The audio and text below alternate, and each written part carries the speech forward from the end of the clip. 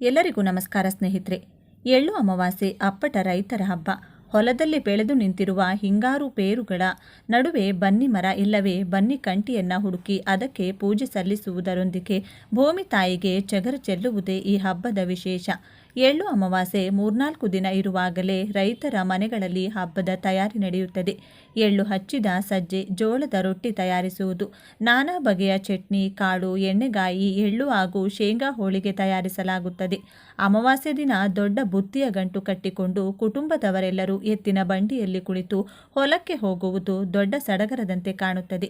ಜೊತೆಗೆ ತಮ್ಮ ಸಂಬಂಧಿಗಳು, ಊರಿನ ಇತರರು ಮತ್ತು ಹಿತೈಷಿಗಳನ್ನ ಹೊಲಕ್ಕೆ ಕರೆದೊಯ್ದು ಚರಗ ಚೆಲ್ಲಿದ ನಂತರ ಸಾಮೂಹಿಕ ಊಟ ಸವಿದು ಆತ್ಮೀಯತೆ ಮೆರೆಯುತ್ತಾರೆ.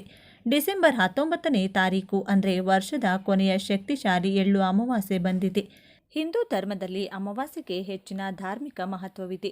ಕುಟುಂಬದ ಪೂರ್ವಜರು ಮತ್ತು ಅಗಲಿದ ಆತ್ಮಗಳನ್ನು ನೆನಪಿಸಿಕೊಳ್ಳಲು ಮತ್ತು ಅವರನ್ನು ಪೂಜಿಸಲು ಇದು ಉತ್ತಮ ಸಮಯವೆಂದು ಪರಿಗಣಿಸಲಾಗುತ್ತದೆ.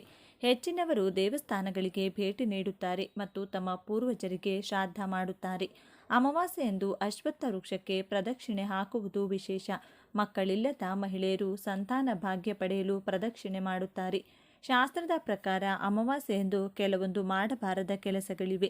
ಇನ್ನು ಕಲ್ಲುಪ್ಪು, ಈ ಚಿಕ್ಕ ಕೆಲಸವನ್ನ ಮಾಡಿದರೆ ಸಾಕು. ಈ ಕೆಲಸ ಮಾಡಿದ 24 ಗಂಟೆಯ ಒಳಗಾಗಿ ನಿಮ್ಮ ಹಣಕಾಸಿನ ಸಮಸ್ಯೆಗೆ ಒಂದು ಪರಿಹಾರ ದೊರೆಯುತ್ತದೆ.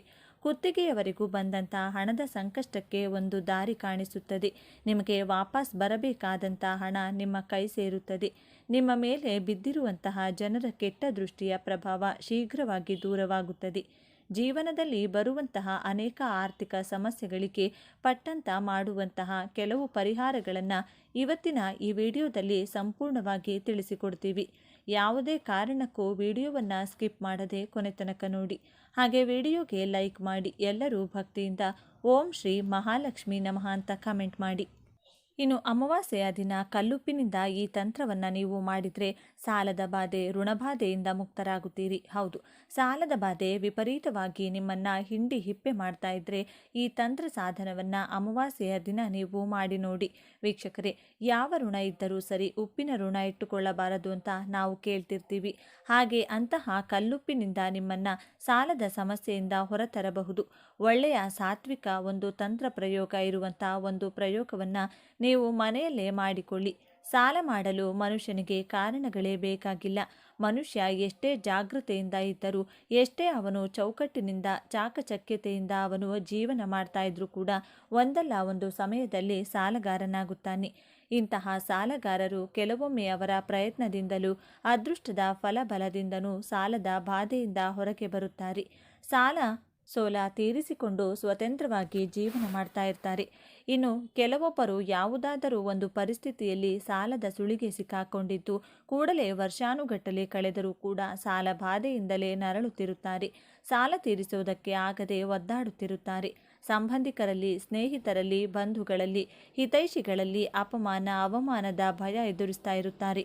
ಯಾಕೆಂದರೆ ಈ ಸಾಲ ಅನ್ನುವಂಥದ್ದು ಮನುಷ್ಯನನ್ನು ಒಂದಲ್ಲ ಒಂದು ರೀತಿಯಲ್ಲಿ ನಷ್ಟ ಅಂದರೆ ಆರೋಗ್ಯ, ಕೆಲಸ ಕಾರ್ಯ, ವ್ಯಾಪಾರ ವ್ಯವಹಾರ ಎಲ್ಲವನ್ನ ನಷ್ಟ ಮಾಡಿಬಿಡುತ್ತದೆ. ಅವನ ಮಾನಸಿಕ ಖಿನ್ನತೆಗೆ ತಗೊಂಡು ಹೋಗಿಟ್ಟು ಬಿಡುತ್ತದೆ. ಈ ಸಾಲ ಎಷ್ಟೇ ದುಡಿದ ದುಡ್ಡು ಕೈಗೆ ಸಿಗದೆ ಕೂಡ ಒದ್ದಾಡ್ತಾನೆ ಇರುತ್ತಾರೆ.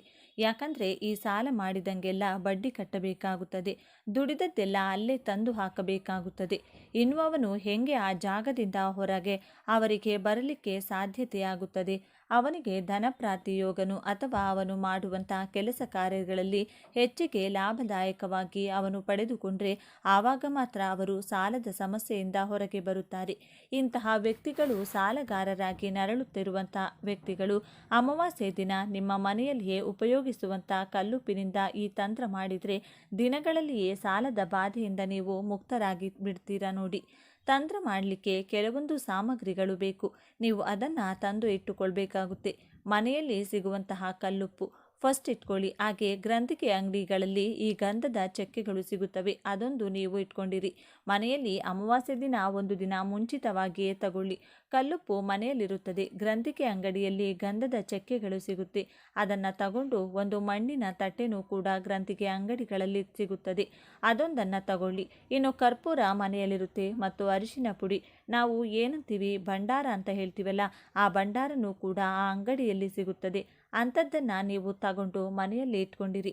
ಅಮಾವಾಸ್ಯೆ ಒಂದು ದಿನ ಮುಂಚೆ ಅಮಾವಾಸ್ಯೆ ದಿನ ಏನು ತಂತ್ರ ಮಾಡಬೇಕು ನೋಡಿ. ಅಮಾವಾಸ್ಯೆ ದಿನ ಮನೆಯಲ್ಲಿರುವಂಥ ಒಂದು ತಾಮ್ರದ ತಟ್ಟೆ ಅಥವಾ ಹಿತ್ತಾಳೆ ತಟ್ಟೆ ಅಥವಾ ಸ್ಟೀಲ್ ತಟ್ಟೆ ಅದು ನಡೀತದೆ. ಆ ಒಂದು ತಾಮ್ರ, ಹಿತ್ತಾಳೆ, ಸ್ಟೀಲ್ ತಟ್ಟೆಯ ಮೇಲೆ ನೀವು ಸಂಪೂರ್ಣವಾಗಿ ಅಕ್ಕಿಯನ್ನು ಹಾಕಬೇಕಾಗುತ್ತದೆ. ಅಂದರೆ ಅದನ್ನು ಅಕ್ಕಿ ಹಾಕಿ ನೀವು ಮುಚ್ಚಬೇಕಾಗುತ್ತದೆ. ಸ್ಟೀಲ್ ತಟ್ಟೆ ಅದರ ಮೇಲೆ ಏನು ಮಾಡ್ತೀರಾ, ಮಣ್ಣಿನ ತಟ್ಟೆಯನ್ನು ನೀವು ಇಡಬೇಕು. ವೀಕ್ಷಕರೇ, ಗ್ರಂಥಿಗೆ ಅಂಗಡಿಯಿಂದ ತಂದಂಥ ಮಣ್ಣಿನ ತಟ್ಟೆಯನ್ನು ನೀವು ಅದರ ಮೇಲೆ ಇಡಿ. ಅದರ ಮೇಲೆ ಸಂಪೂರ್ಣವಾಗಿ ಕಲ್ಲುಪ್ಪುಗಳನ್ನು ನೀವು ಹಾಕಿಬಿಡಿ. ಕಲ್ಲುಪ್ಪು ಹಾಕಿ ಮುಚ್ಚಿಬಿಡಿ. ತಟ್ಟೆ ಮೇಲೆ ಕಲ್ಲುಪ್ಪು ಹಾಕಿದ ನಂತರ ಆ ಕಲ್ಲುಪ್ಪಿನ ಮಧ್ಯಭಾಗದಲ್ಲಿ ₹1 ನಾಣ್ಯವನ್ನು, ನೀವು ಉಪಯೋಗಿಸುವಂಥ ₹1 ನಾಣ್ಯವನ್ನು ನೀವು ಆ ಒಂದು ಕಲ್ಲುಪ್ಪಿನ ಮೇಲೆ ಇಟ್ಟು ಆ ಉಪ್ಪಿನ ಒಳಗೆ ಅದನ್ನು ಸೇರಿಸಿಬಿಡಿ. ಅದು ಕಾಣಬಾರದು. ₹1 ನಾಣ್ಯ ಹೊರಗೆ ಕಾಣಬಾರದು. ಆ ಉಪ್ಪಿನಿಂದ ಅದು ಮುಚ್ಚಿ ಹೋಗಬೇಕು. ಆ ರೀತಿಯಲ್ಲಿ ಕಲ್ಲುಪ್ಪಿನಲ್ಲಿ ಮುಚ್ಚಿ. ಇದನ್ನು ಮಾಡುವಂಥ ಸ್ಥಳ ದೇವರ ಮನೆಯಲ್ಲೇ ಮಾಡಬೇಕು. ಈ ತಂತ್ರವನ್ನು ನೋಡಿ, ಈ ದೇವರ ಕೋಣೆಯಲ್ಲಿ ಏನು ಈ ಕಲ್ಲುಪ್ಪಿನಲ್ಲಿ ₹1 ಇಟ್ಟು ನೀವು ಮುಚ್ಚಿರ್ತೀರಾ, ಏನು ಗ್ರಂಥಿಗೆ ಅಂಗಡಿಯಲ್ಲಿ ತಂದಿರುವಂಥ ಗಂಧದ ಚಕ್ಕೆಗಳನ್ನು ಇನ್ನೊಂದು ಸ್ಟೀಲ್ ತಟ್ಟೆಯಲ್ಲಿ ಆ ಚಕ್ಕೆಗಳನ್ನು ಹಾಕಿ ಆ ಗಂಧದ ಚಕ್ಕೆಗಳ ಜೊತೆಗೆ ಕರ್ಪೂರದ ಬಿಲ್ಲೆಗಳಿಂದ ಬೆಂಕಿ ಹಚ್ಚಿ ಆ ಗಂಧದ ಚಕ್ಕೆಗಳು ಉರಿಯುವಂಥ ಸಮಯದಲ್ಲಿ ನೀವು ಅಂಗಡಿಯಿಂದ ತಂದಂತಹ ಭಂಡಾರವನ್ನು ಅದರ ಮೇಲೆ ಹಾಕಿ, ಅರಿಶಿನದ ಪುಡಿಯನ್ನು ಅದರ ಮೇಲೆ ಭಂಡಾರವನ್ನು ಹಾಕಿ ಸಂಪೂರ್ಣವಾಗಿ ಅದು ಹುರಿಯುತ್ತಿದ್ದಂತೆ ಅದರ ಮೇಲೆ ಭಂಡಾರದ ಹಾಕಿ ಕಲ್ಲುಪ್ಪಿನ ಮೇಲೆ ನಿಮ್ಮ ಬಲಗೈಯನ್ನು ಇಟ್ಟು ನಿಮಗೆ ಆಗುವಂಥ ಸಮಸ್ಯೆಗಳನ್ನು, ವಿಚಾರಗಳನ್ನು ನೀವು ಸಂಕಲ್ಪ ಮಾಡಿಕೊಳ್ಳಿ. ಹಣಕಾಸಿನ ಸಮಸ್ಯೆ ಇದೆ, ಸಾಲದ ಬಾಧೆ ಇದೆ, ವ್ಯಾಪಾರ ವ್ಯವಹಾರದಲ್ಲಿ ನೀವು ಸಾಲ ಸೋಲರಾಗಿ ತೊಂದರೆ ಅನುಭವಿಸ್ತಾ ಇರ್ತೀರಾ. ಇಂತಹ ಸಾಲಗಳಿಂದ ನಾನು ಮುಕ್ತರಾಗಬೇಕು ಅಂತ ಉಪ್ಪಿನ ಮೇಲೆ ನೀವು ಕೈಯನ್ನು ಇಟ್ಟು ನೀವು ಸಂಕಲ್ಪ ಮಾಡಿಕೊಂಡು ಅಮಾವಾಸ್ಯೆ ದಿನ ಮರುದಿನ ಸಂಕಲ್ಪನೆ ಮಾಡಿಕೊಂಡು ಆವತ್ತಿನ ದಿನ ಸಂಕಲ್ಪ ಮಾಡಿಕೊಂಡು ಅವತ್ತಿನ ದಿನ ನಮಸ್ಕಾರ ಮಾಡಿ ನೀವು ಬನ್ನಿ. ಆ ಗಂಧದ ಚಕ್ಕೆಗಳು ಸಂಪೂರ್ಣವಾಗಿ ಸುಟ್ಟು ಹೋಗಬೇಕು ಆ ಭಂಡಾರಗಳ ಮುಖಾಂತರ. ಆವಾಗ ಮರುದಿನ ಏನು ಅಮಾವಾಸ್ಯೆಯಾದ್ಯಂತ ಮರುದಿನ ನೀವು ನಿಮ್ಮ ಕರ್ತವ್ಯಗಳನ್ನು, ನಿಮ್ಮ ನಿತ್ಯ ಕರ್ಮಗಳನ್ನು ಮುಗಿಸಿಕೊಂಡು ದೇವರ ಮನೆಗೆ ಹೋದಾಗ ಆ ಕಲ್ಲುಪ್ಪಿನ ಏನು ಮಣ್ಣಿನ ತಟ್ಟೆ ಇರುತ್ತೋ ಅದರ ಸಮೇತ ಅಂತ ಒಂದು ಪಾತ್ರೆನಲ್ಲೋ ಅಂದರೆ ನೀರಿನ ಬಕೆಟ್ನಲ್ಲೋ ಹಾಕಿ ಆ ಉಪ್ಪೆಲ್ಲ ಕರಗಿಸಿಬಿಡಿ. ಉಪ್ಪನ್ನೆಲ್ಲ ಕರಗಿಸಿ ಉಪ್ಪೆಲ್ಲ ಕರಗಿದ ನಂತರ ಅದರಲ್ಲಿರುವಂಥ ₹1 ನಾಣ್ಯವನ್ನು ನೀವು ತಗೊಳ್ಬೇಕಾಗುತ್ತೆ. ₹1 ನಾಣ್ಯವನ್ನು ತೆಗೆದ ನಂತರ ನೀವು ಆ ₹1 ನಾಣ್ಯವನ್ನು ನಿಮ್ಮ ಬೀರುವಿನಲ್ಲೋ, ಪರ್ಸ್ನಲ್ಲೋ, ಪ್ಯಾಕೆಟ್ನಲ್ಲೋ ಅಥವಾ ಅಂಗಡಿ ಕಜೂರಿನಲ್ಲೋ ಅಥವಾ ನಿಮ್ಮ ಇದರಲ್ಲೋ ಏನಪ್ಪ ಹೇಳ್ತಾರೆ ವೈಯಕ್ತಿಕವಾಗಿ ಎಲ್ಲಾದರೂ ನೀವು ಮುಚ್ಚಿಟ್ಟು ವ್ಯಾಪಾರ ಮಾಡುವಂಥ ಸ್ಥಳದಲ್ಲಾದರೂ ಕೂಡ ಮುಚ್ಚಿಟ್ರೆ ನೋಡಿ, ಪಿತೃದೇವತೆಗಳ ಆಗ ಕುಟುಂಬದ ಕುಲದೇವತೆಯ ಆಶೀರ್ವಾದದ ಮುಖಾಂತರ ನೀವು ಸಾಲ ಸೋಲದಿಂದ ಮುಕ್ತರಾಗುತ್ತೀರಾ. ಹಣಕಾಸಿನ ಬಾಧೆ ದೂರ ಆಗುತ್ತದೆ. ಆರ್ಥಿಕ ಸಮಸ್ಯೆಗಳಿದ್ರೂ ದೂರ ಆಗುತ್ತೆ. ದಿನಗಳಲ್ಲಿಯೇ ನಿಮ್ಮ ಅಭಿವೃದ್ಧಿ ನಿಮ್ಮನ್ನು ಹಿಂಬಾಲಿಸುತ್ತದೆ ಅಂತ ಹೇಳ್ಬೋದು. ನಂತರ ಏನು ಆ ಕಲ್ಲುಪ್ಪಿನಿಂದ ಕರಗಿದ ₹1 ನಾಣ್ಯ ತೆಗೆದಾಗ ಆ ನೀರನ್ನು ಮತ್ತು ಆ ಏನು ಗಂಧದ ಪುಡಿಯಾಗಿರುವಂಥ ಗಂಧದ ಚಕ್ಕೆಗಳನ್ನು ಆ ನೀರಿನಲ್ಲಿ ಬೆರೆಸಿ ನೀವು ಯಾವುದಾದ್ರೂ ಗಿಡದ ಕೆಳಗೆ ನೀವು ತಗೊಂಡು ಹೋಗಿ ಆ ₹1 ನಾಣ್ಯವನ್ನು ಮಾತ್ರ ಯಾವ ಕಾರಣಕ್ಕೂ ಕೂಡ ಉಪಯೋಗಿಸಿಕೊಳ್ಳೋಕೆ ಹೋಗಬೇಡಿ. ಸ್ವಂತಕ್ಕೆ ಅದು ಇದ್ದ ಜಾಗದಲ್ಲೇ ಇರಲಿ. ನಿಮಗೆ ಏನಾಗ್ತದೆ, ಹಣಕಾಸಿನಲ್ಲಿ ಧನ ಪ್ರಾಪ್ತಿಯೋಗ ಕೂಡಿ ಬರುತ್ತದೆ. ಧನಧಾನ್ಯ ಸಮೃದ್ಧಿ ಯೋಗ ಬರ್ತದೆ. ಸಾಲಗಾರರಾಗಿದ್ದರೆ ದಿನಗಳಲ್ಲಿಯೇ ಸಾಲದಿಂದ ನೀವು ಮುಕ್ತರಾಗ್ತೀರಾ, ಋಣಮುಕ್ತರಾಗಿ ಬದುಕುತ್ತೀರಾ ಅಂತ ಹೇಳ್ಬೋದು. ಇನ್ನು ಅಮಾವಾಸ್ಯೆಯೆಂದು ಮಾಡಬಾರದ ಕೆಲಸಗಳು, ತಡವಾಗಿ ಏಳುವುದು. ಅಮಾವಾಸ್ಯೆಯೆಂದು ತಡವಾಗಿ ಏಳುವುದು ಒಳ್ಳೆಯದಲ್ಲ.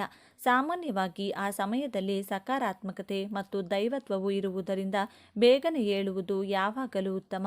ತಡವಾಗಿ ಏಳುವುದು ವ್ಯಕ್ತಿಯನ್ನು ನಕಾರಾತ್ಮಕ ಶಕ್ತಿಯ ಪ್ರಭಾವಕ್ಕೆ ಒಳಪಡಿಸುತ್ತದೆ. ಅಮಾವಾಸ್ಯೆಯ ಸಮಯದಲ್ಲಿ ನಕಾರಾತ್ಮಕ ಶಕ್ತಿಯು ಹೆಚ್ಚು ಶಕ್ತಿಯುತವಾಗಿರುತ್ತದೆ. ಆದ್ದರಿಂದ ಈ ದಿನ ತಡವಾಗಿ ಎಚ್ಚರಗೊಳ್ಳುವುದನ್ನು ತಪ್ಪಿಸಬೇಕು. ದೈಹಿಕ ಸಂಬಂಧ ಮಾಡಬಾರದು. ವಿವಾಹಿತ ದಂಪತಿಗಳು ದೈಹಿಕ ಸಂಬಂಧದಲ್ಲಿ ತೊಡಗುವುದನ್ನು ತಪ್ಪಿಸಬೇಕು. ಅಮಾವಾಸ್ಯೆಯಂದು ನಕಾರಾತ್ಮಕ ಶಕ್ತಿಗಳು ಹೆಚ್ಚು ಕ್ರಿಯಾಶೀಲವಾಗಿರುವುದರಿಂದ ಈ ದಿನದಂದು ಮಾಡಿದ ಸಂಯೋಗದಿಂದ ಜನಿಸಿದ ಮಗು ದೈಹಿಕ ವಿರೂಪಗಳೊಂದಿಗೆ ಜನಿಸುತ್ತದೆ ಎಂಬ ನಂಬಿಕೆ ಇದೆ. ಪೂರ್ವಜರನ್ನ ಅವಮಾನಿಸಬೇಡಿ. ಅಮಾವಾಸ್ಯೆಯು ಪೂರ್ವಜರನ್ನ ಪ್ರಾರ್ಥಿಸಲು ಸೂಕ್ತವಾದ ದಿನವಾಗಿರುವುದರಿಂದ ಈ ದಿನ ಅವರನ್ನು ಅಸಮಾಧಾನಗೊಳಿಸದಂತೆ, ಅವಮಾನ ಆಗದಂತೆ ನೀವು ನೋಡಿಕೊಳ್ಬೇಕು. ತಿಳಿದು ಅಥವಾ ತಿಳಿಯದೆ ಮಾಡುವ ಯಾವುದೇ ಅಗೌರವವು ಅನಪೇಕ್ಷಿತ ಪರಿಣಾಮಗಳನ್ನು ಉಂಟು ಮಾಡುತ್ತದೆ. ದಾನಕ್ಕೆ ಅಡ್ಡಿ ಮಾಡಬೇಡಿ. ಇನ್ನೊಬ್ಬರು ಮಾಡುವ ದಾನ ಅಥವಾ ಧರ್ಮಕ್ಕೆ ಎಂದಿಗೂ ಅಡ್ಡಿ ಮಾಡಬೇಡಿ. ನೀವು ದಾನ ಮಾಡದಿದ್ದರೂ ಇತರರು ಕೆಲವು ಧರ್ಮವನ್ನು ಮಾಡುತ್ತಿರುವಾಗ ಅಡ್ಡಿಪಡಿಸಬೇಡಿ. ಮಾಂಸಾಹಾರ ಸೇವಿಸಬೇಡಿ. ಅಮಾವಾಸ್ಯೆಯ ಸಮಯದಲ್ಲಿ ಮಾಂಸಾಹಾರ ಸೇವನೆಯನ್ನು ತಪ್ಪಿಸಿ ಶುದ್ಧ ಮತ್ತು ಸಾತ್ವಿಕ ಆಹಾರವನ್ನು ಸೇವಿಸಿ. ಈ ದಿನದಂದು ಮಾಂಸಾಹಾರಿ ಆಹಾರವನ್ನು ಸೇವಿಸುವುದರಿಂದ ನೀವು ಅನಾರೋಗ್ಯಕ್ಕೆ ಒಳಗಾಗಬಹುದು. ಯಾವುದೇ ಶುಭ ಸಮಾರಂಭಗಳು ಸಲ್ಲದು. ಈ ದಿನದಂದು ಮದುವೆ, ಮಕ್ಕಳ ನಾಮಕರಣ ಅಥವಾ ನಾಮಕರಣಗಳಂಥ ಯಾವುದೇ ಶುಭ ಸಮಾರಂಭಗಳನ್ನು ನಿಗದಿಪಡಿಸಬೇಡಿ. ಜ್ಯೋತಿಷ ಶಾಸ್ತ್ರದ ಪ್ರಕಾರ ಅಮಾವಾಸ್ಯೆಯ ಸಮಯದಲ್ಲಿ ಚಂದ್ರ ಮತ್ತು ನಕ್ಷತ್ರಗಳು ಅನುಕೂಲಕರ ಸ್ಥಿತಿಯಲ್ಲಿಲ್ಲದ ಕಾರಣ ನಕ್ಷತ್ರ ಮತ್ತು ಚಂದ್ರನ ಸ್ಥಾನವು ವ್ಯಕ್ತಿಯ ಆರೋಗ್ಯ ಮತ್ತು ಭವಿಷ್ಯವನ್ನು ನಿರ್ಧರಿಸುತ್ತದೆ. ಎಲ್ಲ ಅಮಾವಾಸ್ಯೆಯ ತಿಥಿಗಳು ಯಾವುದೇ ಶುಭ ಸಮಾರಂಭಗಳನ್ನು ನಡೆಸಲು ಸೂಕ್ತವಲ್ಲ. ಆಹಾರ ಧಾನ್ಯಗಳು ಮತ್ತು ಹಿಟ್ಟುಗಳ ಖರೀದಿ, ಅಕ್ಕಿ ಮತ್ತು ಗೋಧಿ ಮತ್ತು ಅಕ್ಕಿ ಮತ್ತು ಗೋಧಿ ಹಿಟ್ಟಿನಂಥ ಆಹಾರ ಧಾನ್ಯಗಳನ್ನು ಖರೀದಿಸಲು ಅಮಾವಾಸ್ಯೆ ಉತ್ತಮ ದಿನವಲ್ಲ. ಎಲ್ಲಕ್ಕಿಂತ ಮುಖ್ಯವಾಗಿ ಅಮಾವಾಸ್ಯೆಯು ಆಹಾರ ಧಾನ್ಯಗಳನ್ನು ಖರೀದಿಸಲು ಸೂಕ್ತವಲ್ಲ. ತುಳಸಿ ಎಲೆಗಳನ್ನು ಕೀಳಬೇಡಿ. ಹಿಂದೂ ಧರ್ಮಗ್ರಂಥಗಳ ಪ್ರಕಾರ ಅಮಾವಾಸ್ಯೆಯಂದು ತುಳಸಿ ಎಲೆಗಳನ್ನು ಕೀಳುವುದನ್ನು ನಿಷೇಧಿಸಲಾಗಿದೆ. ಹೆಚ್ಚು ಆಹಾರವನ್ನು ಸೇವಿಸಬೇಡಿ. ಅಮಾವಾಸ್ಯೆಯ ದಿನಗಳಲ್ಲಿ ಉಪವಾಸ ಮಾಡುವುದು ಒಳ್ಳೆಯದು. ಆದಾಗ್ಯೂ ಈ ದಿನದಂದು ಉಪವಾಸ ಮಾಡಲು ಸಾಧ್ಯವಾಗದ ಜನರು ಕನಿಷ್ಠ ಪಕ್ಷ ಹೆಚ್ಚು ತಿನ್ನುವುದನ್ನು ತಪ್ಪಿಸಬೇಕು.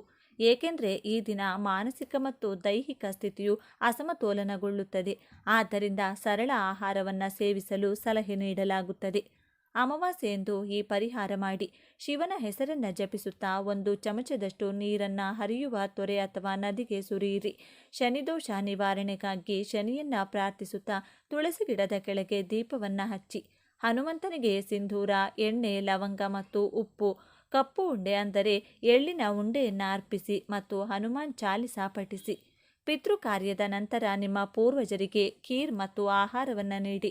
ಇದರಿಂದ ಅವರ ಆತ್ಮಕ್ಕೆ ಶಾಂತಿ ಸಿಗುವುದು ಮಾತ್ರವಲ್ಲ, ಪೂರ್ವಜರ ಆಶೀರ್ವಾದವು ನಿಮಗೆ ಸಿಗುವುದು.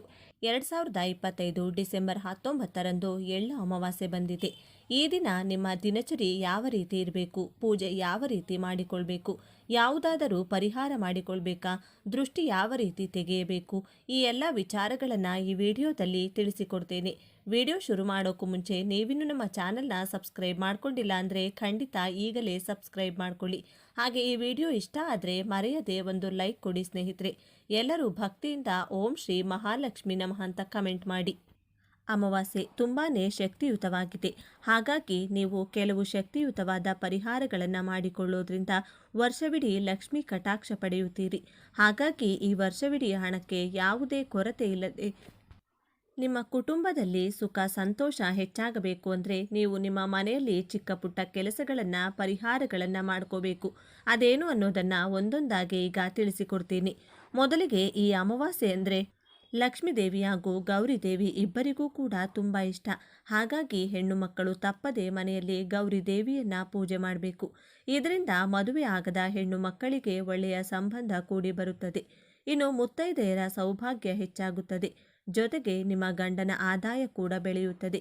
ಗೃಹಿಣಿಯರು ಬೆಳಗಿನ ಜಾವವೇ ಎದ್ದು ಮನೆಯೆಲ್ಲ ಕ್ಲೀನ್ ಮಾಡಿಕೊಂಡು ಸ್ನಾನ ಮುಗಿಸಿಕೊಂಡು ದೀಪಾರಾಧನೆಯನ್ನು ಸೂರ್ಯೋದಯಕ್ಕೂ ಮುಂಚೆನೇ ಮಾಡಿ ಮುಗಿಸಬೇಕು. ಅರಿಶಿನದಿಂದ ಚಿಕ್ಕದಾಗಿ ಗೌರಿ ದೇವಿ ಬೊಂಬೆ ಮಾಡಿ ಅದನ್ನು 2 ವೀಳ್ಯದೆಲೆ ಮೇಲೆ ಇಟ್ಟು ಪೂಜೆ ಮಾಡಬೇಕು.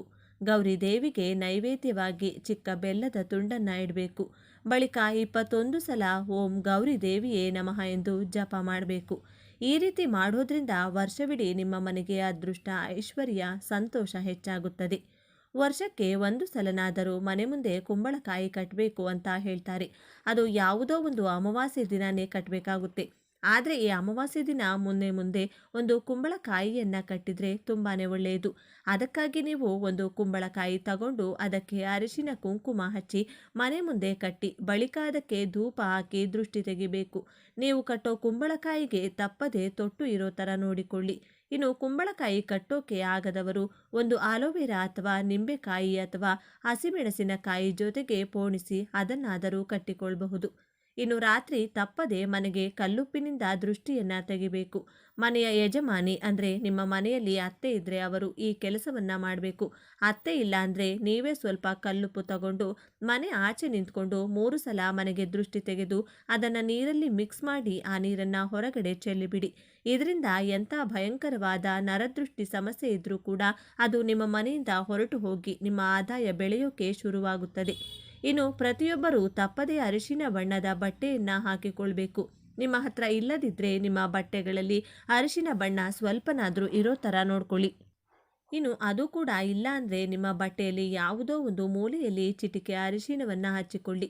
ಯಾಕಂದರೆ ಅರಿಶಿನ ಬಣ್ಣದ ಬಟ್ಟೆ ಹಾಕ್ಕೊಂಡ್ರೆ ವಿಪರೀತವಾದ ಅದೃಷ್ಟ ಬರುತ್ತಂತೆ. ಇನ್ನು ಎಲ್ಲರೂ ಕೂಡ ಅರಿಶಿನದ ಮನೆಗೆ ತೆಗೆದುಕೊಂಡು ಬರಬೇಕು. ಇದರಿಂದ ಕೂಡ ವಿಪರೀತವಾದ ಧನಲಾಭ ಇರುತ್ತದೆ. ಇನ್ನು ಅಧಿಕವಾದ ಸಾಲದ ಸಮಸ್ಯೆ ಇರೋರು ಒಂದು ಬೇವಿನ ಗಿಡವನ್ನು ನೆಡಬೇಕು. ಇದನ್ನು ನಿಮ್ಮ ಮನೆಯಲ್ಲೇ ನೆಡಬೇಕು ಅಂತೇನಿಲ್ಲ, ಎಲ್ಲಿ ಬೇಕಾದರೂ ನೆಡಬಹುದು. ಇದರಿಂದ 1 ವರ್ಷದ ಒಳಗೆ ಯಾವುದೋ ಒಂದು ರೂಪದಲ್ಲಿ ನಿಮ್ಮ ಸಾಲ ಎಲ್ಲ ಕೂಡ ತೀರಿಕೊಳ್ಳುತ್ತದೆ.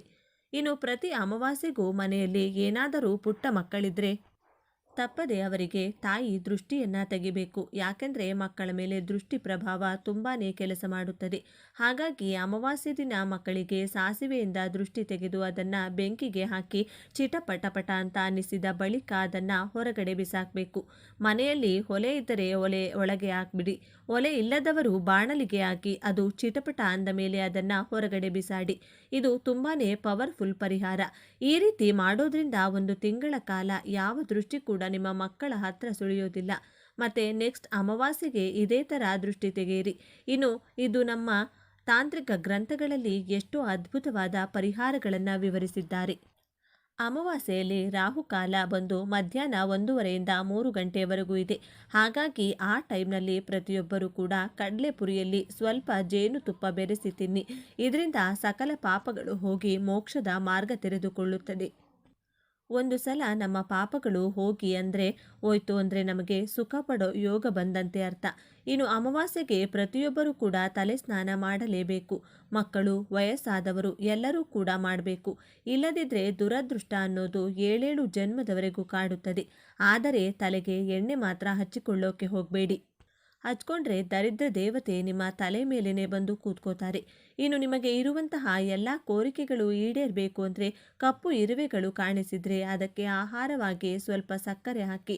ಇನ್ನೂ ತುಂಬ ಜನ ದೃಷ್ಟಿಗೋಸ್ಕರ ಕೈಗೆ ಅಥವಾ ಕಾಲಿಗೆ ಕಪ್ಪು ದಾರ ಕಟ್ಕೊಂಡಿರ್ತಾರೆ. ನೀವಿನ್ನೂ ಆ ರೀತಿ ಕಟ್ಕೊಂಡಿಲ್ಲ ಅಂದರೆ ಹಾಗಾಗಿ ಮನೆಯಲ್ಲಿ ಎಲ್ಲರೂ ಕೂಡ ಕೈಗೋ ಅಥವಾ ಕಾಲಿಗೋ ಕಪ್ಪು ದಾರವನ್ನು ಕೂಡ ಖಂಡಿತವಾಗಿ ಕಟ್ಕೊಳ್ಳಿ. ಅಮಾವಾಸ್ಯೆ ದಿನ ಕಪ್ಪು ದಾರ ಮೈಮೇಲಿದ್ರೆ ನರದೃಷ್ಟಿ ಸಮಸ್ಯೆಗಳು ಹೋಗೋದಲ್ಲದೆ ದುಷ್ಟಶಕ್ತಿಗಳು ಕೂಡ ನಿಮ್ಮ ಹತ್ರ ಬರದೇ ಇರುತ್ತದೆ. ಹೆಂಗಸರಾದರೆ ಎಡಗಡೆ, ಗಂಡಸರಾದರೆ ಬಲಗಡೆ ಕಟ್ಟಿಕೊಳ್ಬೇಕು. ಇನ್ನು ಅಮಾವಾಸ್ಯೆಯಂದು ಲಕ್ಷ್ಮೀದೇವಿ ನಿಮ್ಮ ಮನೆಗೆ ಬರಬೇಕು ಅಂದರೆ ಸಂಜೆ ನೀವು ಸ್ನಾನ ಮಾಡಿಕೊಂಡು ನಿಮ್ಮ ಮನೆ ಮುಂದೆ ಎಡಗಡೆ ಬಲಗಡೆ ಎಳ್ಳೆಣ್ಣೆಯಿಂದ 2 ದೀಪಗಳನ್ನು ಹಚ್ಚಿಡಿ. ಇದರಿಂದ ನಿಮ್ಮ ಮನೆಯೊಳಗೆ ಅಷ್ಟಲಕ್ಷ್ಮಿಗಳು ಪ್ರವೇಶಿಸುತ್ತಾರೆ. ಇನ್ನು ತಪ್ಪದೆ ನೀವು ನಿಮ್ಮ ಬೀರ್ ಕ್ಲೀನ್ ಮಾಡಿಕೊಂಡು ಒದ್ದೆ ಬಟ್ಟೆಯಿಂದ ಬೀರುವನ್ನು ಚೆನ್ನಾಗಿ ಒರೆಸಿ ಬೀರ್ ಮೇಲೆ ಸ್ವಸ್ತಿಕ್ ಗುರುತು, ಹಾಗೆ ಬೀರ್ ಒಳಗಡೆ ಲಾಕರ್ ಮೇಲೆ ಕೂಡ ಸ್ವಸ್ತಿಕ್ ಗುರುತನ್ನು ಅರಿಶಿನದಿಂದ ಬರೆಯಿರಿ. ಜೊತೆಗೆ ಬೀರ್ ಒಳಗಡೆ ಇರೋ ಲಾಕರಲ್ಲಿ ಒಂದು ಚಿಕ್ಕ ಕೆಂಪು ಬಟ್ಟೆ ತುಂಡನ್ನಾದರೂ ಇಟ್ಕೊಳ್ಳಿ. ಒಂದು ಚಿಕ್ಕ ಕೆಂಪು ಬಟ್ಟೆಯಲ್ಲಿ ಸ್ವಲ್ಪ ಅಕ್ಕಿ ಹಾಕಿ ಗಂಟು ಕಟ್ಟಿ ಅದನ್ನು ಲಾಕರ್ ಒಳಗಡೆ ಇಟ್ಕೊಳ್ಳಿ ಅಂತ ಹೇಳಿದ್ದೆ. ನೀವೇನಾದರೂ ಅದನ್ನು ಮಾಡಿದರೆ ಮತ್ತೆ ಕೆಂಪು ಬಟ್ಟೆ ಇಡೋ ಅಗತ್ಯ ಇಲ್ಲ. ಈ ರೀತಿ ಮಾಡೋದ್ರಿಂದ ಲಕ್ಷ್ಮೀದೇವಿ ನಿಮ್ಮ ಮನೆಯಲ್ಲಿ ಸ್ಥಿರವಾಗಿ ನೆಲೆಸ್ತಾಳೆ. ಇನ್ನು ಸಾಧ್ಯ ಆದರೆ ಹಸು ಪೂಜೆ ಮಾಡಿ. ಇದರಿಂದ ನಿಮ್ಮ ಸಕಲ ಪಾಪಗಳು ಹೋಗಿ ತುಂಬಾ ಅದೃಷ್ಟ ಬರುತ್ತದೆ. ಮುಖ್ಯವಾಗಿ ಅಮಾವಾಸ್ಯೆ ಎಂದು ಗೋಮಾತೆಗೆ ಯಾವುದಾದರೂ ಆಹಾರ ಅಥವಾ ಹುಲ್ಲು ಕೊಟ್ಟು ನಮಸ್ಕಾರ ಮಾಡಿಕೊಂಡ್ರೆ ಮುಕ್ಕೋಟಿ ದೇವತೆಗಳ ಅನುಗ್ರಹ ಆಶೀರ್ವಾದ ನಿಮಗೆ ಸಿಗುತ್ತದೆ. ಅದೇ ರೀತಿ ಮನೆ ಕ್ಲೀನ್ ಮಾಡಿದ ಮೇಲೆ ಮನೆಯಲ್ಲಿಯೂ ಕೂಡ ಅರಿಶಿನ ನೀರು ಚಿಮುಕಿಸೋದು ಮರಿಬೇಡಿ. ಇದರಿಂದ ನಿಮ್ಮ ಮನೆಯಲ್ಲಿ ಏನಾದರೂ ನೆಗೆಟಿವ್ ಎನರ್ಜಿ ಇದ್ದರೆ ಅದು ನಾಶವಾಗುತ್ತದೆ. ಇನ್ನು ತುಂಬ ಚಿಕ್ಕ ಮಕ್ಕಳು ಅಂದರೆ 1 ವರ್ಷದ ಒಳಗಿನ ಮಕ್ಕಳನ್ನು ಆಚೆ ಕರ್ಕೊಂಡು ಹೋಗಬೇಡಿ. ನೀವು ಕೂಡ ದೂರ ಪ್ರಯಾಣವನ್ನು ಮಾಡಬೇಡಿ. ಇನ್ನು ಯಾವುದೇ ಶುಭ ಕಾರ್ಯಗಳು ಇಟ್ಕೋಬೇಡಿ. ಹೊಸ ಬಟ್ಟೆಗಳನ್ನು ಹಾಕ್ಕೋಬೇಡಿ. ಮುಖ್ಯವಾಗಿ ಕಪ್ಪು ಬಣ್ಣದ ಬಟ್ಟೆಗಳನ್ನು ಹಾಕ್ಕೊಳ್ಳೋಕ್ಕೆ ಹೋಗಬೇಡಿ. ಇನ್ನು ಕಾಸ್ಟ್ಲಿ ವಸ್ತುಗಳನ್ನು ಕೊಂಡ್ಕೊಳ್ಳೋದು, ಎಲ್ಲಾದರೂ ಇನ್ವೆಸ್ಟ್ಮೆಂಟ್ ಮಾಡೋದು, ಈ ಕೆಲಸಗಳನ್ನು ಮಾಡಲೇಬೇಡಿ. ಒಂದು ವೇಳೆ ನಿಮಗೆ ವಿಪರೀತವಾಗಿ ಹಣದ ಸಮಸ್ಯೆ ಇದ್ದರೆ ನಾಳೆ ಗಾಯತ್ರಿ ಮಂತ್ರವನ್ನು 108 ಸಲ ಜಪ ಮಾಡಿ. ಇದರಿಂದ ಒಂದು ತಿಂಗಳ ಒಳಗಡೆನೆ ನಿಮಗೆ ಯಾವುದೋ ಒಂದು ಕಡೆಯಿಂದ ಹಣ ಬಂದು ಸೇರುತ್ತದೆ. ಸೇರುವ ಮೂಲಕ ನಿಮ್ಮ ಆರ್ಥಿಕ ಸಮಸ್ಯೆಗಳು ಕಡಿಮೆಯಾಗ್ತಾ ಹೋಗುತ್ತೆ. ಸೂರ್ಯ ಮುಳುಗಿದ ಮೇಲೆ ಎಣ್ಣೆ ಕೊಡಬಾರದು. ಅಮಾವಾಸ್ಯೆ ಅಂದರೆ ಪಿತೃದೇವತೆಗಳಿಗೆ ಅಂಕಿತ ಮಾಡಲಾದಂತಹ ಒಂದು ಹಬ್ಬ. ಪಿತೃದೇವತೆಗಳ ಆಶೀರ್ವಾದ ನಮ್ಮ ಕುಟುಂಬದ ಮೇಲೆ ಇದೆ ಅಂದರೆ ನಮ್ಮ ಕುಟುಂಬದಲ್ಲಿ ಯಾವ ಸಮಸ್ಯೆಗಳು ಕೂಡ ಬರದೆ ಐಶ್ವರ್ಯ ತಾಂಡವವಾಡುತ್ತದೆ. ಹಾಗಾಗಿ ಪಿತೃದೇವತೆಗಳಿಗೆ ತರ್ಪಣ ಬಿಡಿ, ಅಥವಾ ನಿಮ್ಮ ಪೂರ್ವಿಕರ ಹೆಸರಿನ ಮೇಲೆ ಯಾರಿಗಾದರೂ ಅನ್ನದಾನ ಮಾಡಿ, ಅಥವಾ ನಿಮ್ಮ ಪೂರ್ವಿಕರ ಫೋಟೋಗೆ ಪೂಜೆ ಮಾಡಿ ನೈವೇದ್ಯ ಇಡಿ. ಈ ರೀತಿ ಮಾಡಿದರೆ ನಿಮ್ಮ ಪೂರ್ವಿಕರು ನಿಮ್ಮನ್ನು ಮನಸಾರೆ ಆಶೀರ್ವಾದ ಮಾಡ್ತಾರೆ. ಜೊತೆಗೆ ಅವರು ಕೂಡ 1000 ವರ್ಷಗಳ ಕಾಲ ಉತ್ತಮ ಲೋಕಗಳಲ್ಲಿ ವಾಸಿಸುವ ಅದೃಷ್ಟ ಪಡೆದುಕೊಳ್ತಾರೆ. ಹಾಗಾಗಿ ಅವರು ಆ 1000 ವರ್ಷಗಳ ಕಾಲ ನಿಮ್ಮ ವಂಶವನ್ನು ಕೂಡ ಕಾಪಾಡುತ್ತಾರೆ. ಇನ್ನು ಅಮಾವಾಸ್ಯೆ ದಿನ ಏನು ಮಾಡಿದ್ರು ಮಾಡಿಲ್ಲ ಅಂದರೂ ಬ್ರಾಹ್ಮಣರಿಗೆ ಸ್ವಯಂ ಪಾಕ ಕೊಡೋದು ಮಿಸ್ ಮಾಡಬೇಡಿ. ಇದರಿಂದ ನಿಮ್ಮ ಕುಟುಂಬದಲ್ಲಿ ಯಾವ ಸಮಸ್ಯೆ ಕೂಡ ಬರದೇ ಇರುತ್ತದೆ. ಸಮಸ್ಯೆಗಳಿದ್ದರೂ ಕೂಡ ಅದು ಹೊರಟು ಹೋಗುತ್ತದೆ. ಈ ರೀತಿ ಅಮಾವಾಸ್ಯೆ ದಿನ ಚಿಕ್ಕ ಪುಟ್ಟ ಪರಿಹಾರಗಳನ್ನು ಮಾಡಿ, ಚಿಕ್ಕ ಪುಟ್ಟ ನಿಯಮಗಳನ್ನು ಫಾಲೋ ಮಾಡೋದ್ರಿಂದ ಸಂಪೂರ್ಣವಾದ ಲಕ್ಷ್ಮೀ ಕಟಾಕ್ಷ ಪಡೆದುಕೊಳ್ತೀರಿ. ಡಿಸೆಂಬರ್ 19ರಂದು ಎಳ್ಳು ಅಮಾವಾಸ್ಯೆಯನ್ನು ಆಚರಿಸಲಾಗುತ್ತದೆ. ವೈದಿಕ ಜ್ಯೋತಿಷ್ಯದ ಪ್ರಕಾರ ಈ ಅಮಾವಾಸ್ಯೆಯ ದಿನದಂದು ಭೌತಿಕ ಸುಖಗಳ ಅಧಿಪತಿಯಾದ ಶುಕ್ರನ ನಕ್ಷತ್ರವು ಬದಲಾಗಲಿದೆ. ಇದು 50 ವರ್ಷಗಳ ನಂತರ ಸಂಭವಿಸುತ್ತಿದ್ದು, ಈ ದಿನ ಶುಕ್ರನು ಕರ್ಕಾಟಕದಲ್ಲಿದ್ದಾಗ ಈ ನಕ್ಷತ್ರವನ್ನು ಪ್ರವೇಶಿಸುತ್ತಾನೆ ಮತ್ತು ನಕ್ಷತ್ರ ಪುಂಜದ ಅಧಿಪತಿ ಶನಿದೇವ. ಶುಕ್ರನು ಸಂಪತ್ತು, ಐಷಾರಾಮಿ, ಸಮೃದ್ಧಿ ಮತ್ತು ಆರ್ಥಿಕ ಪ್ರಯೋಜನಗಳ ಗ್ರಹ. ರಾಶಿಚಕ್ರದ ಜೊತೆಗೆ ಒಂದು ನಿರ್ದಿಷ್ಟ ಸಮಯದ ನಂತರ ಶುಕ್ರನು ಸಹ ನಕ್ಷತ್ರ ಪುಂಜಗಳನ್ನು ಬದಲಾಯಿಸುತ್ತಾನೆ. ಹಾಗಾಗಿ ಕೆಲವು ರಾಶಿಯ ವ್ಯಕ್ತಿಗಳಿಗೆ ಆಕಸ್ಮಿಕ ಧನಲಾಭ. ಇನ್ನು ಈ ದಿನ ಶ್ವಾನಕ್ಕೆ ಯಾವ ಪದಾರ್ಥವನ್ನು ತಿನ್ನಿಸಬೇಕು, ಸ್ನಾನಕ್ಕೂ ಮುಂಚೆ ಮನೆಯ ಸದಸ್ಯರು ಯಾವ ಕೆಲಸವನ್ನು ತಪ್ಪದೇ ಮಾಡಬೇಕು, ಈ ದಿನದಂದು ಯಾವ ವಿಶೇಷ ದೀಪಾರಾಧನೆ ಮಾಡಿದರೆ ಸರ್ವ ದುಷ್ಟ ಶಕ್ತಿಗಳ ಕಾಟ, ವಾಮಾಚಾರ, ಶತ್ರುಗಳಿಂದ ಆಗುವಂಥ ತೊಂದರೆಗಳಿಂದ ಮುಕ್ತಿ ದೊರೆತು ಶಿವನ ರಕ್ಷಣೆ ಸಿಗುತ್ತದೆ, ಯಾವ ಮಂತ್ರಗಳನ್ನು ಈ ದಿನ ಪಠಿಸಬೇಕು ಅಂತ ಇವತ್ತಿನ ಈ ವಿಡಿಯೋದಲ್ಲಿ ಸಂಪೂರ್ಣವಾಗಿ ತಿಳಿಸಿಕೊಡ್ತೀವಿ ಬನ್ನಿ. ಅದಕ್ಕೂ ಮುಂಚೆ ನೀವಿನ್ನು ಚಾನಲ್ಗೆ ಸಬ್ಸ್ಕ್ರೈಬ್ ಆಗಿಲ್ಲ ಅಂದರೆ ಈಗಲೇ ಸಬ್ಸ್ಕ್ರೈಬ್ ಆಗಿ, ಹಾಗೆ ವಿಡಿಯೋಗೆ ಲೈಕ್ ಮಾಡಿ, ವಿಡಿಯೋ ಸ್ಕಿಪ್ ಮಾಡದೆ ಕೊನೆ ತನಕ ನೋಡಿ. ಎಲ್ಲರೂ ಭಕ್ತಿಯಿಂದ ಓಂ ನಮಃ ಶಿವಾಯ ಅಂತ ಕಮೆಂಟ್ ಮಾಡಿ. ಕಟಕ ರಾಶಿ. ಅಮಾವಾಸ್ಯೆಯ ದಿನದಂದು ಶುಕ್ರನ ನಕ್ಷತ್ರ ಸಂಚಾರವು ಕಟಕ ರಾಶಿಯವರಿಗೆ ಹೆಚ್ಚು ಲಾಭ ತರಲಿದೆ. ಈ ಅವಧಿಯಲ್ಲಿ ಕಟಕ ರಾಶಿಯವರಿಗೆ ಕೆಲವು ಒಳ್ಳೆಯ ಸುದ್ದಿಗಳು ಸಿಗುತ್ತವೆ ಮತ್ತು ನಿಮ್ಮ ಆರ್ಥಿಕ ಸ್ಥಿತಿ ಸುಧಾರಿಸುತ್ತದೆ. ಉತ್ತಮ ಉಳಿತಾಯ ಅವಕಾಶಗಳು ದೊರೆಯುತ್ತವೆ. ನಿಮ್ಮ ಸಂಪತ್ತನ್ನು ಗಮನಾರ್ಹವಾಗಿ ಹೆಚ್ಚಿಸಿಕೊಳ್ಳಬಹುದು. ಸಾಮಾಜಿಕ ಪ್ರತಿಷ್ಠೆ ಹೆಚ್ಚಾಗುತ್ತದೆ ಮತ್ತು ವಿವಿಧ ಒಪ್ಪಂದಗಳಿಂದ ಗೌರವವನ್ನು ಪಡೆಯಬಹುದು. ಅವಿವಾಹಿತರಿಗೆ ಸೂಕ್ತವಾದ ವಿವಾಹ ಪ್ರಸ್ತಾಪಗಳು ಬರುತ್ತವೆ. ದೀರ್ಘಕಾಲದವರೆಗೆ ಹೊಸ ಉದ್ಯೋಗವನ್ನು ಹುಡುಕುತ್ತಿರುವ ಈ ರಾಶಿಯವರಿಗೆ ತಮ್ಮ ವೃತ್ತಿ ಜೀವನವನ್ನು ಪ್ರಾರಂಭಿಸಲು ಅವಕಾಶ ಸಿಗುತ್ತದೆ. ತುಲಾರಾಶಿ. ಅಮಾವಾಸ್ಯೆಯ ದಿನದಂದು ಶುಕ್ರನ ಸಂಚಾರವು ನಿಮ್ಮ ಅದೃಷ್ಟವನ್ನೇ ಬದಲಾಯಿಸಲಿದೆ. ಶುಕ್ರ ತುಲಾರಾಶಿಯ ಅಧಿಪತಿಯಾಗಿರುವುದರಿಂದ ತುಲಾರಾಶಿಯವರಿಗೆ ವಿವಿಧ ಅಪೂರ್ಣ ಕೆಲಸಗಳನ್ನು ಪೂರ್ಣಗೊಳಿಸಲು ಇದು ಶುಭ ಸಮಯ. ಈ ರಾಶಿಚಕ್ರದ ಉದ್ಯೋಗಿಗಳಿಗೆ ಅಧಿಕಾರಿಗಳಿಂದ ಸಂಪೂರ್ಣ ಬೆಂಬಲ ಸಿಗುತ್ತದೆ ಮತ್ತು ಅವರ ಸಂಬಳದ ಮಟ್ಟವು ಗಮನಾರ್ಹವಾಗಿ ಹೆಚ್ಚಾಗುತ್ತದೆ. ಶುಕ್ರನ ಸಂಚಾರದಿಂದಾಗಿ ಉದ್ಯಮಿಗಳಿಗೆ ಅನೇಕ ಅವಕಾಶಗಳು ಸಿಗುತ್ತವೆ. ಇದರಿಂದಾಗಿ ಹೊಸ ಒಪ್ಪಂದಗಳು ಅಥವಾ ಪಾಲುದಾರಿಕೆಗಳನ್ನು ಮಾಡಿಕೊಳ್ಳಬಹುದು. ಆರ್ಥಿಕ ಪರಿಸ್ಥಿತಿ ಅತ್ಯಂತ ಸ್ಥಿರವಾಗಿರುತ್ತದೆ. ವೃಶ್ಚಿಕ ರಾಶಿ. ಅಮಾವಾಸ್ಯೆಯ ದಿನದಂದು ಶುಕ್ರನ ಸಂಚಾರವು ವೃಶ್ಚಿಕ ರಾಶಿಯವರಿಗೆ ಅತ್ಯಂತ ಶುಭ ಫಲಗಳನ್ನು ತರಲಿದೆ. ಈ ಅವಧಿಯಲ್ಲಿ ವೃಶ್ಚಿಕ ರಾಶಿಯವರ ಆದಾಯದ ಮಟ್ಟವು ಹಲವು ಪಟ್ಟು ಹೆಚ್ಚಾಗುತ್ತದೆ ಮತ್ತು ಮನೆಗೆ ಸಂಬಂಧಿಸಿದ ವಸ್ತುಗಳನ್ನು ಸಹ ಖರೀದಿಸಬಹುದು. ಈ ಹಿಂದೆ ಮಾಡಿದ ಹೂಡಿಕೆಗಳಿಂದ ಆದಾಯ ಪಡೆಯುವ ಸಾಧ್ಯತೆ ಇದೆ ಮತ್ತು ಹೊಸ ಒಪ್ಪಂದಗಳಿಂದ ಲಾಭ ಗಳಿಸಬಹುದು. ಕೆಲವು ಒಳ್ಳೆಯ ಸುದ್ದಿಗಳನ್ನು ಪಡೆಯುವುದರಿಂದ ಸಂತೋಷ ಹೆಚ್ಚಾಗಲಿದೆ. ತಂದೆಯ ಸಲಹೆಯ ಮೇರೆಗೆ ಭವಿಷ್ಯದಲ್ಲಿ ಉತ್ತಮ ಲಾಭವನ್ನು ನೀಡುವ ಉತ್ತಮ ಸ್ಥಳದಲ್ಲಿ ಹೂಡಿಕೆ ಮಾಡಲು ನಿಮಗೆ ಅವಕಾಶ ಸಿಗುತ್ತದೆ. ವೃಷಭ ರಾಶಿ. ಈ ಅಮಾವಾಸ್ಯೆಯ ದಿನದಂದು ಶುಕ್ರನ ಸಂಚಾರವು ವೃಷಭ ರಾಶಿಯವರಿಗೆ ಶುಭಕರವಾಗಿರುತ್ತದೆ. ಹೊಸ ಉದ್ಯೋಗವನ್ನು ಹುಡುಕುತ್ತಿರುವವರಿಗೆ ಅಥವಾ ಕೆಲಸದಲ್ಲಿ ಬದಲಾವಣೆಯನ್ನು ಯೋಜಿಸುತ್ತಿರುವವರಿಗೆ ಈ ಸಮಯ ತುಂಬ ಅನುಕೂಲಕರವಾಗಿರುತ್ತದೆ. ವ್ಯವಹಾರದಲ್ಲಿ ಹೊಸ ಪಾಲುದಾರಿಕೆಗಳನ್ನು ಮಾಡಿಕೊಳ್ಳುವ ಸಾಧ್ಯತೆ ಇದೆ ಮತ್ತು ನೀವು ಹೊಸ ಒಪ್ಪಂದಗಳಿಂದ ಉತ್ತಮ ಹಣವನ್ನು ಗಳಿಸಬಹುದು. ಈ ಅವಧಿಯಲ್ಲಿ ನೀವು ಉತ್ತಮ ಆರೋಗ್ಯವನ್ನು ಆನಂದಿಸಬಹುದು ಮತ್ತು ಸರಿಯಾದ ವೈದ್ಯಕೀಯ ಸಲಹೆಯೊಂದಿಗೆ ಹಿಂದಿನ ತೊಂದರೆಗಳನ್ನು ನಿವಾರಿಸಬಹುದು. ಷೇರು ಮಾರುಕಟ್ಟೆ ಮತ್ತು ವಿವಿಧ ರೀತಿಯ ಹೂಡಿಕೆಗಳಿಂದ ಗಳಿಸುವ ಸಾಧ್ಯತೆ ಇದೆ. ಅತ್ತೆ ಮಾವರೊಂದಿಗೆ ಉತ್ತಮ ಸಂಬಂಧವಿರುತ್ತದೆ. ನಿಮ್ಮ ಹೆತ್ತವರೊಂದಿಗೆ ಧಾರ್ಮಿಕ ಪ್ರವಾಸಕ್ಕೆ ಹೋಗಲು ನಿಮಗೆ ಅವಕಾಶ ಸಿಗುತ್ತದೆ ಮತ್ತು ಸಿಲುಕಿಕೊಂಡ ಹಣವನ್ನು ಪಡೆಯುವ ಸಾಧ್ಯತೆಯೂ ಇದೆ. ಇನ್ನು ಈ ದಿನ ದೇವರ ಅನುಗ್ರಹ ಪಡೆಯಲು ಮಾಡಬೇಕಾದ ಮೊದಲ ಕೆಲಸ ಏನೆಂದರೆ, ಮನೆಯ ಸದಸ್ಯರು ಸ್ನಾನಕ್ಕೂ ಮುನ್ನ ತಲೆಗೆ ಸ್ವಲ್ಪವಾದರೂ ಎಳ್ಳೆಣ್ಣೆಯನ್ನು ಹಚ್ಚಿಕೊಂಡು ನಂತರ ಸ್ನಾನವನ್ನು ಮಾಡಬೇಕು. ನೀಲಿ ಅಥವಾ ಕಪ್ಪು ಬಣ್ಣ ಮಿಶ್ರವಿರುವ ವಸ್ತ್ರವನ್ನು ಧರಿಸಿಕೊಂಡು ನೀಲಿ ಬಣ್ಣದ ಪುಷ್ಪಗಳಿಂದ ದೇವರನ್ನ ಪೂಜೆ ಮಾಡಿದರೆ, ಆತನನ್ನ ಮನಸ್ಸಿನಲ್ಲಿಯೇ ಸ್ಮರಿಸಿದರೆ ಸಾಕು, ಭಯಂಕರವಾದಂತಹ ಅಪಮೃತ್ಯು ದೋಷಗಳು ದೂರವಾಗುತ್ತದೆ. ಗ್ರಹಗಳ ಅನುಕೂಲತೆ ಪ್ರಾಪ್ತಿಯಾಗುತ್ತದೆ. ಈ ದಿನದಂದು ಬೇವಿನ ಮರದಲ್ಲಿ ಸಿಗುವಂತಹ ಹಣ್ಣುಗಳನ್ನು ತಂದು ನಿವೇದನೆ ಮಾಡಿದರೆ ಮಧುಮೇಹದ ಸಮಸ್ಯೆಗಳು, ಅನಾರೋಗ್ಯದ ಸಮಸ್ಯೆಗಳು ದೂರವಾಗುತ್ತವೆ. ಈ ವಿಚಾರ ಎಷ್ಟೋ ಜನರಿಗೆ ಗೊತ್ತಿರುವುದಿಲ್ಲ. ಸ್ವಾಮಿಗೆ ಉದ್ದಿನ ವಡೆಯನ್ನ ನೈವೇದ್ಯವಾಗಿಟ್ಟರೆ ಇಷ್ಟಾರ್ಥಗಳನ್ನು ನೆರವೇರುತ್ತವೆ. ಶ್ವಾನವನ್ನ ಕಾಲಭೈರವನ ಮತ್ತೊಂದು ರೂಪವೆಂದು ನಂಬಲಾಗುತ್ತದೆ. ಆದ್ದರಿಂದ ಶ್ವಾನಕ್ಕೂ ಕೂಡ ಈ ದಿನದಂದು ಉದ್ದಿನ ವಡೆಯನ್ನ ಆಹಾರವಾಗಿ ಹಾಕಬೇಕು. ಉದ್ದಿನ ವಡೆ ಆಗಲಿಲ್ಲ ಅಂದರೆ ಯಾವುದೇ ಆಹಾರವನ್ನು ಶ್ವಾನಕ್ಕೆ ತಿನ್ನಿಸಿ ಕಾಲಭೈರವನನ್ನು ಸ್ಮರಿಸಿಕೊಂಡ್ರೆ ವಿಶೇಷ ಫಲಗಳು ಸಿಗುತ್ತವೆ. ಶನಿ, ರಾಹುಕೇತು ಗ್ರಹದೋಷಗಳು ಕೂಡ ದೂರವಾಗುತ್ತವೆ.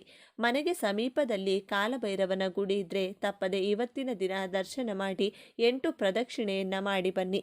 ಮನೆಗೆ ಸಮೀಪದಲ್ಲಿ ಎಲ್ಲಿಯೂ ಕಾಲಭೈರವನ ಗುಡಿ ಇಲ್ಲವೆಂದರೆ ಶಿವನ ದೇಗುಲದಲ್ಲೇ ಶಿವನನ್ನೇ ದರ್ಶನ ಮಾಡಿ ಕಾಲಭೈರವನ ರೂಪದಲ್ಲಿ ಮನಸ್ಸಿನಲ್ಲಿ ಸ್ಮರಿಸಿಕೊಳ್ಳಿ. ನಿಮ್ಮ ಕೈನಿಂದ ಅಕ್ಕಿಯನ್ನ ದೇಗುಲದ ಪ್ರಸಾದಕ್ಕೆ ಬಳಸಲು ಕೊಟ್ಟು ಬನ್ನಿ, ಅಥವಾ ನೀವೇ ಮನೆಯಲ್ಲಿ ನಿಮ್ಮ ಕೈನಿಂದ ಕೈಲಾದ ಪ್ರಸಾದವನ್ನು ತಯಾರಿಸಿ ದೇಗುಲಕ್ಕೆ ಕೊಟ್ಟು ಬನ್ನಿ. ಇದರಿಂದ ಸಕಲ ಕಷ್ಟಗಳು ಕಳೆದು ಸಾಕ್ಷಾತ್ ಶಿವ, ಆ ಕಾಲಭೈರವನ ಅನುಗ್ರಹ ಸದಾ ನಿಮ್ಮೊಂದಿಗಿರುತ್ತದೆ. ಈ ದಿನದಂದು ಮನೆಯಲ್ಲಾಗಲಿ ಅಥವಾ ದೇಗುಲಗಳಲ್ಲಾಗಲಿ ಭೈರವ ದೀಪವನ್ನು ಬೆಳಗಿಸಬೇಕು. ಬೂದುಗುಂಬಳಕಾಯಿಯನ್ನು 2 ಹೋಳುಗಳನ್ನಾಗಿ ಮಾಡಿ 2 ತಟ್ಟೆಗಳ ಮೇಲೆ ಕಲ್ಲುಪ್ಪನ್ನು ಹಾಕಿ ಅದರ ಮೇಲೆ ಕುಂಬಳಕಾಯಿಯನ್ನು ಇಡಬೇಕು. ಅರಿಶಿನ ಕುಂಕುಮವನ್ನು ಆ ಕುಂಬಳಕಾಯಿಗೆ ಹಚ್ಚಿ 4 ಕಡೆ ಕುಂಕುಮದ ಬೊಟ್ಟನ್ನು ಇಡಬೇಕು. ಕುಂಬಳಕಾಯಿ ಹೋಳುಗಳಿಗೆ 3 ಕಡೆ ಬೊಟ್ಟನ್ನು ಇಟ್ಟರೆ ಸಾಮಾನ್ಯ ದೀಪವಾಗುತ್ತದೆ. 4 ಕಡೆ ಬೊಟ್ಟನ್ನು ಇಟ್ಟರೆ ಅದು ಭೈರವ ದೀಪವಾಗುತ್ತದೆ. ಕುಂಬಳಕಾಯಿಗೆ ಎಳ್ಳೆಣ್ಣೆ ಹಾಕಿ ಒಂದೊಂದು ಹೋಳಿಗೂ 2 ಬತ್ತಿಗಳನ್ನು ಹಾಕಿ ದೀಪಾರಾಧನೆಯನ್ನು ಮಾಡಬೇಕು. ಈ ದೀಪಾರಾಧನೆ ಮಾಡಿ ಕಾಲಭೈರವನನ್ನು ಪೂಜಿಸಿದರೆ, ಸ್ಮರಿಸಿದರೆ ಶತ್ರುಗಳು ಸಮೂಹವಾಗಿ ನಶಿಸಿ ಹೋಗ್ತಾರೆ. ಯಾರಾದರೂ ನಿಮ್ಮ ವಿರುದ್ಧ ಮಂತ್ರ, ತಂತ್ರ, ವಾಮಾಚಾರ ಪ್ರಯೋಗ ಮಾಡಿಸಿದ್ರೆ ಆ ಶಕ್ತಿಗಳು ನಾಶವಾಗುತ್ತವೆ. ನಿಮ್ಮ ಮನೆಯಲ್ಲಿ ನಿರಂತರವಾಗಿ ನಡೆಯುತ್ತಿದ್ದ ವಿಪರೀತ ಜಗಳ 3 ದಿನಕ್ಕೂ ಅನಾರೋಗ್ಯಕ್ಕೆ ಈಡಾಗುವುದು, ಪದೇ ಪದೇ ಅಪಘಾತವಾಗುವುದು, ಹಣಕಾಸು ಕೈನಲ್ಲಿ ನಿಲ್ಲದೇ ಇರುವುದು, ಎಲ್ಲ ಕಷ್ಟಗಳು ದೂರವಾಗಿ ಮಾನಸಿಕ ನೆಮ್ಮದಿ, ದೈವ ಬಲ ಸಿಗುತ್ತದೆ. ಈ ದಿನವಾಗಲಿ ಯಾವುದೇ ದಿನವಾಗಲಿ ಸುಳ್ಳನ್ನ ಹೇಳಬಾರದು. ಕಾಲಭೈರವನು ಸುಳ್ಳು ಹೇಳುವ, ಅಸತ್ಯ ನುಡಿಯುವ ಯಾರನ್ನೂ ಕೂಡ ರಕ್ಷಿಸುವುದಿಲ್ಲ. ಅಸತ್ಯದಿಂದ ಜೀವಿಸಬಾರದು. ಬದುಕಲು ಸುಳ್ಳನ್ನ ಹೇಳಬೇಕು, ಬದುಕೆ ಸುಳ್ಳಾಗಬಾರದು. ಶಿವನ ಕಾಲಭೈರವನ ಇನ್ನೊಂದು ರೂಪವೆಂದರೆ ಅದು ಸತ್ಯ. ಸತ್ಯವೇ ದೇವರು, ಸತ್ಯದಲ್ಲೇ ಎಲ್ಲ ಇದೆ ಎಂದು ರಾಮಾಯಣ ತಿಳಿಸುತ್ತದೆ. ಸುಳ್ಳೇ ಜೀವನವಾದರೆ ಕಾಲಭೈರವನ ಕೋಪಕ್ಕೆ ಗುರಿಯಾಗುವಿರಿ. ಇದು ನೆನಪಿನಲ್ಲಿರಲಿ. ಮನೆಯ ಮುಂದೆ ಅನ್ನ, ಆಹಾರ, ನೀರಿಗಾಗಿ ಬಂದ ಯಾರನ್ನು ಬರಿಗೈನಲ್ಲಿ ಈ ದಿನದಂದು ಕಳಿಸಬೇಡಿ. ಆ ಕಾಲಭೈರವ ಯಾರ ರೂಪದಲ್ಲಾದರೂ ಈ ದಿನ ನಿಮ್ಮ ಮನೆಗೆ ಬರಬಹುದು. ಮಾನವನ ರೂಪದಲ್ಲಿ, ಶ್ವಾನಗಳ ರೂಪದಲ್ಲಿ ಮನೆಗೆ ಭೈರವ ಬಂದಾಗ ಕಡೆಗಣಿಸಬೇಡಿ. ಇದರ ಜೊತೆಗೆ 27 ಕಾಳು ಮೆಣಸುಗಳನ್ನು ಒಂದು ಬಿಳಿ ಬಣ್ಣದ ಬಟ್ಟೆಗೆ ಕಟ್ಟಿ ಒಂದು ದೀಪದಲ್ಲಿ ಎಳ್ಳೆಣ್ಣೆಯನ್ನು ಹಾಕಿ ಮುಳುಗಿಸಿ ಇಡಬೇಕು. ಬೆಳಿಗ್ಗೆ ಈ ಕೆಲಸವನ್ನ ಮಾಡಿ ರಾತ್ರಿ ಸಮಯದಲ್ಲಿ ಈ 27 ಕಾಳು ಮೆಣಸು ಹಾಕಿ ಕಟ್ಟಿ ಮುಳುಗಿಸಿ ಇಟ್ಟಂತ ವಸ್ತ್ರದ ತುದಿಯನ್ನೇ ಬತ್ತಿಯ ರೂಪದಲ್ಲಿ ಮಾಡಿ ನಿಮ್ಮ ಮನೆಯಲ್ಲಾಗಲಿ ಶಿವನ ದೇಗುಲದಲ್ಲಾಗಲಿ ದಕ್ಷಿಣ ದಿಕ್ಕಿನಲ್ಲಿ ಬೆಳಗಿಸಬೇಕು. ಇದರಿಂದ ಸಕಲ ಶತ್ರು ಬಾಧೆಗಳು ದೂರವಾಗುತ್ತದೆ. ಶತ್ರು ನಿವಾರಣಾ ದೀಪವೆಂದು ಇದನ್ನು ಕರೆಯುತ್ತಾರೆ. ಮೇಲೆ ತಿಳಿಸಿದ ಹಾಗೆ ದೀಪಾರಾಧನೆ, ಮಂತ್ರ ಜಪ, ದೇವರ ದರ್ಶನ ಮಾಡಲು ಸಾಧ್ಯವಾಗಿಲ್ಲವೆಂದರೆ ಕೊನೆಯ ಪಕ್ಷ ಓಂ ಭೈರವಾಯ ನಮಃ ಎಂದು ಸಾಧ್ಯವಾದಷ್ಟು ಬಾರಿ ಹೇಳಿಕೊಳ್ಳಿ. ಜೀವನ ನಡೆಸಲು ಬೇಕಾದಂಥ ಧೈರ್ಯ, ಉತ್ತಮ ಆರೋಗ್ಯ, ಹಣ, ಸಂಪತ್ತಿನ ನೆಮ್ಮದಿಯನ್ನು ಈ ಬಾರಿ ಈ ರೀತಿ ಪೂಜೆ ಮಾಡಿ ಪಡೆದುಕೊಳ್ಳಿ. ಈ ವಿಡಿಯೋನ ಇಲ್ಲಿಗೆ ಮುಗಿಸ್ತಾ ಇದ್ದೇನೆ. ಶನಿದೇವನನ್ನು ಸ್ಮರಿಸುತ್ತಾ ಈ ವಿಡಿಯೋಗೆ ಒಂದು ಲೈಕನ್ನು ಕೊಟ್ಟು ಪ್ರತಿಯೊಬ್ಬರಿಗೂ ಕೂಡ ಈ ವಿಡಿಯೋನ ಶೇರ್ ಮಾಡಿ. ಎಲ್ಲರೂ ಭಕ್ತಿಯಿಂದ ಓಂ ಶ್ರೀ ಶನೇಶ್ವರ ನಮಃ ಅಂತ ಕಮೆಂಟ್ ಮಾಡಿ. ಧನ್ಯವಾದಗಳು.